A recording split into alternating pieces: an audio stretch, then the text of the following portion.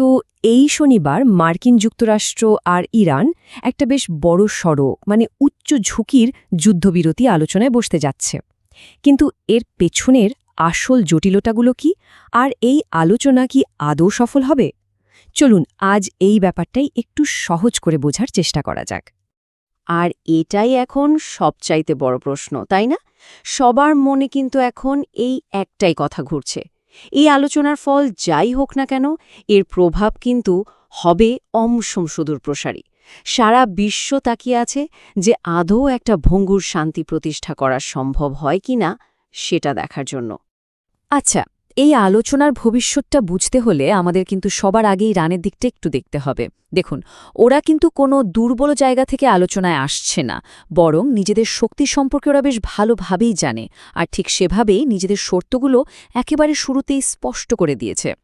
ইরানের সর্বোচ্চ নেতা মোস্তফা খামেনি আলোচনার একেবারে শুরুতেই তার মূল দাবিগুলো একদম পরিষ্কার করে দিয়েছেন। তিনি এটা নিশ্চিত করতে চান যে আলোচনার টেবিলে তার প্রতিনিধিরা যেন এই বিষয়গুলো থেকে এক চুলও না সরে। এই একটা কথাই কিন্তু পুরো আলোচনার সুরটা ঠিক করে দিয়েছে। মানেটা একদম পরিষ্কার, ইরান 1 ইঞ্চিও ছাড় দেবে না, আর তারা নিজেদের অধিকার আদায় একেবারে বদ্ধপরিকর। তো ইরানের এই ন্যায্য অধিকারগুলো আসলে কি কি?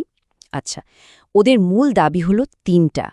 1 নম্বর, বেসামরিক পারমাণবিক কর্মসূচির জন্য ইউরেনিয়াম সমৃদ্ধ করার অধিকার।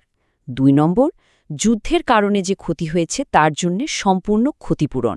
আর সবশেষে 3 নম্বর হল হরমুজ প্রণালীর জন্য একটা নতুন পরিচালনা ব্যবস্থা। এই 3টা দাবির মধ্যে হরমুজ প্রণালীর নিয়ন্ত্রণের বিষয়টা কিন্তু সবচেয়ে গুরুত্বপূর্ণ, কারণ এই প্রণালীটা বিশ্বজুড়ে তেল বাণিজ্যের একটা মূল কেন্দ্র। এর নিয়ন্ত্রণ হাতে থাকার মানে হল বিশ্ব অর্থনীতিকে প্রভাবিত করার একটা বিশাল ক্ষমতা ইরানের হাতে চলে আসা। আর ঠিক এই কারণে কিন্তু ইরান এই আলোচনায় নিজেদেরকে বেশ সুবিধাজনক একটা অবস্থানে দেখছে। বেশ, তাহলে ইরান তো নিজেদের শক্তিশালী অবস্থান থেকে দর কষাকষি করছে, কিন্তু টেবিলের অন্যদিকে যে আমেরিকা আছে তাদের অবস্থাটা ঠিক কীরকম? চলুন এবার সেই দিকটা একটু দেখি। বিশ্লেষকরা যা বলছেন তাতে মনে হচ্ছে আমেরিকা এই আলোচনাটা শুরুই করছে একটা দুর্বল অবস্থা থেকে।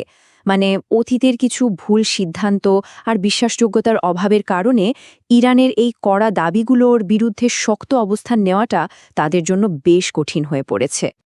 এই দুর্বল অবস্থানের পাশাপাশি মার্কিন প্রতিনিধি দলের ভেতরেও একটা বেশ স্পষ্ট বিভাজন আছে। যেমন একদিকে আছেন জে.ডি. ভ্যান্স, যিনি সত্যি সত্যি একটা চুক্তিতে পৌঁছাতে চান, কিন্তু অন্যদিকে তার সঙ্গে এমন কিছু লোক আছেন যাদের অতীতের কাজকর্ম এই আলোচনাকে আরও বেশি জটিল করে তুলতে পারে। তবে শুনুন, এই আলোচনা কিন্তু শুধু আমেরিকা আর ইরানের মধ্যেই সীমাবদ্ধ না। এখানে তৃতীয় একটা পক্ষ আছে যার ভূমিকা কিন্তু পুরো পরিস্থিতিকে যে কোনো মুহূর্তে বদলে দিতে পারে। এই তৃতীয় পক্ষটি আর কেউ নয়, ইসরায়েল। ইরানের পারমাণবিক কর্মসূচিকে তারা নিজেদের নিরাপত্তার জন্য একটা সরাসরি হুমকি বলে মনে করে। তাই ঐতিহাসিকভাবেই ইরানকে কোনো ধরনের ছাড় দেওয়ার ঘোর বিরোধী তারা। ইসরায়েলের প্রধানমন্ত্রী নেতানিয়াহুর অবস্থান কিন্তু গত 1 দশকেরও বেশি সময় ধরে একদম একই রকম। তার বার্তাটা পরিষ্কার, ইরানকে কোনোভাবেই পারমাণবিক শক্তি অর্জন করতে দেওয়া যাবে না, সেটা যত সামান্যই হোক না কেন। এই একটা কথাতেই ইসরায়েলের আপোষহীন মনোভাবটা স্পষ্ট হয়ে যায়। আর সমস্যাটা হলো, এটা ইরানের প্রথম এবং প্রধান দাবির সাথে একেবারে সরাসরি সাংঘর্ষিক। এখানে দর কষাকষির জন্য কোনো জায়গায় রাখা হয়নি। তাহলে সব মিলিয়ে পরিস্থিতিটা কি দাঁড়ালো? একদিকে ইরানের কঠোর দাবি, অন্যদিকে আমেরিকার দুর্বল অবস্থা, আর এর সাথে যোগ হয়েছে ইসরায়েলের আপোষহীন মনোভাব। সব মিলিয়ে অবিশ্বাস আর মতবিরোধের একটা খুবই জটিল পরিস্থিতি তৈরি হয়েছে। মানে সমস্ত আলোচনায় সে একটাই জায়গায় আটকে যাচ্ছে, আর সেটা হলো ইউরেনিয়াম সমৃদ্ধকরণ। ইরান এটাকে তাদের ন্যায্য অধিকার বলছে, আর ইসরায়েল বলছে 1% ছাড় দেওয়া যাবে না। এই 2 অবস্থানের মধ্যে ফারাকটা এতটাই বেশি যে এটা পার করা প্রায় অসম্ভব বলেই মনে হচ্ছে। এই মূল সংঘাতটা তো আছেই, এর বাইরেও কিন্তু আরও অনেক সমস্যা রয়েছে। যেমন প্রত্যেকটা পক্ষের মধ্যে বিশ্বাসের বিরাট অভাব, আবার যে মধ্যস্থতা করছে তার নিরপেক্ষতা নিয়েও প্রশ্ন আছে, তার উপর ক্ষমতার ভারসাম্যহীনতা তো আছেই। এই সবকিছুই একটা সফল চুক্তির পথে একটা বড় বাধা হয়ে দাঁড়িয়েছে। আর এই সব কিছু সমাধানের জন্য সময়ও কিন্তু হাতে খুব কম। এপ্রিলের ২২ তারিখের মধ্যেই একটা সিদ্ধান্তে পৌঁছাতে হবে। এই যে ডেডলাইনটা, এটা সব পক্ষের ওপরেই একটা প্রচণ্ড চাপ তৈরি করছে।